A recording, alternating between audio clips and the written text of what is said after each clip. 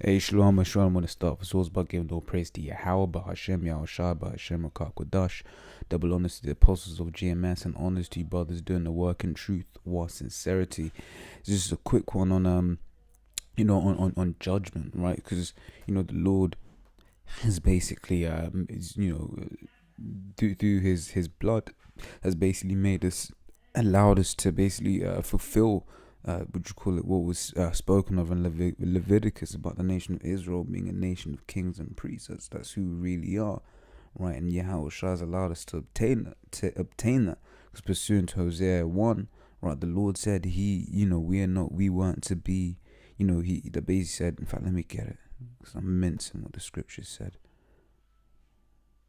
All right, this is Hosea 1, and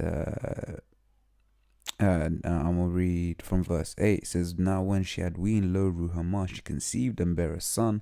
Then said the Most High, call his name is Lo Ami, for ye are not my people, and I will not be your God." Right? But through the blood of Yahushua, right, we were able to be reconciled back to the back to the Most High. Right, this through Yahushua. This is Romans 9:3. For I could wish that myself were accursed from Mashiach, Slaka Yahushua Mashiach, for my brethren, my kinsmen, according to the flesh, who are Israelites, to whom pertaineth the adoption. Right, and that's the point there that I wanted to touch on, the adoption, right, and the glory and the covenants and the giving of the law and the service of the Most High and the promises, right, with the adoption, because it's through Yahushua, right, Yahushua became an intercessor between the nation of Israel, right, a mediator, right. This is Hebrews 8:6 says, "But now hath he obtained a more excellent ministry, by how much also he is the mediator of a better covenant, which was established on better promises." Right, so basically that promises we're going to be a nation of kings. One of those promises will be a nation of kings and priests, right? But in doing that, in fact, let me read that also in here. Revelation 5:9 says, "And they sung a new song, saying, Thou art worthy to take the book and to open the seals thereof, for thou wast slain and hast redeemed us, the Most High, by thy blood, out of every kindred and tongue and people and nation, and hast made us unto our power, right, kings and priests, and we shall reign on the earth." Right, so we're a nation of kings and priests through the sacrifice of Yahushua, right. However, in that, right, but okay, let me put it more like this. Right now, we're training to do that. Right, we may get it wrong every now and then, right, but the aim is, to always judge righteous judgment, right. There's stuff that's written in the scriptures, right. There's wisdom involved as well. I've got an example to read of King Solomon, right? But it's all about judging righteous judgment. This is John 7:24 says, "Judge not according to the appearance, but judge righteous judgment." Right? So don't rest judgment. You see someone's going off, if they're going off, they're going off. Right? Whether it's your mother, if you catch your mother committing adultery, right? You gotta report that. You can't just keep that under wraps. Right, you gotta put down the basically follow what the law says, man. Right, you can't say, "Oh well, you're my mother or my sister or my brother, so you don't have to be put to death, but anyone else does." Right. This is 1 Kings 3:16 says, "Then came there 2 women that were harlots, whores, unto the king, and stood before him. And the one woman said, O my lord, I and this woman dwell in one house, and I was delivered of a child with her in the house. And it came to pass the 3rd day after that I was delivered, that this woman was delivered also.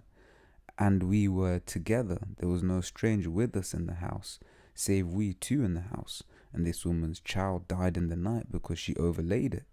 And she arose at midnight, took my son from beside me, while thine handmaid slept, and laid it in her bosom, and laid her dead child in my bosom. And when I arose in the morning to give my child suck, behold, it was dead. But when I had considered in the morning, behold, it was not my son which I did bear. And the other woman said, Nay, but the living is my son, and the dead is thy son. And this said, No, but the dead is thy son, and the living is my son. Thus they spake before the king. Then said the king, the one saith, this is my son that liveth, and thy son is dead. And the other saith, nay, but thy son is dead, is the dead, and my son is the living. Right. So King Solomon right now is having to, hear the two accounts of the story, this, that, and the other. Right. He won't go and do a DNA test or whatever. Right. It says, and the king said, bring me a sword. And they brought a sword before the king. And the king said, divide the living child in two, and give half to the one and half to the other. Right. So you're basically saying, cut the child in half and share. Right. It says, then spake the woman whose the living child was unto the king, for her bowels yearned upon her son. And she said, O my lord, give her the living child, and in no wise slay it. But the other said, let it neither be mine nor thine, but divide it. Then the king said, give her the living child, and in no wise slay it, she is the mother thereof. And all Israel heard of the judgment which the king had judged, and they feared the king, for they saw the wisdom of the Most High was in him to do judgment. Right? So in this situation, you could have very easily got emotional, could have very easily done this, done that, right? But wisdom prevailed, right? And righteous judgment was met. Right, and that's that's one of the things that we've got to request and pray for, that we can judge righteous judgments and make these kinds of decisions. Right? No, you can't get emotional. You can't project what you've been going through onto someone else when you're judging it. You can't. You got to be impartial. Right? Let's say you got a situation where, hey, I think that's the point. I think the point's been made, man.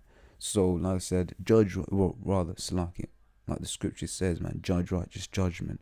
Right, until the next time, we'll say Shalom.